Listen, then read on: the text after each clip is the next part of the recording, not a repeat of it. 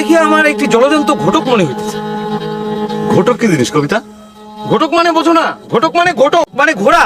ও, এইবার বুঝতে পারছি, ঘোড়া। কিন্তু কথা হইলো যে এই ঘোড়া এখানে আসলো কেমনে? হ্যাঁ তাই তো, এই প্রভাতকালীন সময় এই ঘটক কোথা হইতে এখানে আসিয়া ভূমিবর্তী হইল। কবিতা ভূমিবর্তী, সেটা আবার কি? ভূমিবর্তী মানে বোঝো না? বুঝলে কেন আপনারা জিগাইতাম। সত্যরত্ন, তোমাকে নিয়ে বহুবিধ এবং ব্যাপক মুশকিল। সামান্য ভূমিবর্তী শব্দের অর্থ তুমি জানো না? বুঝি না বলেই তো জিগাইলাম। তো আপনি এত ফাও পেঁচাল না পাইরে উত্তরটা দিলেই তো হয়। ফাও পেঁচাল?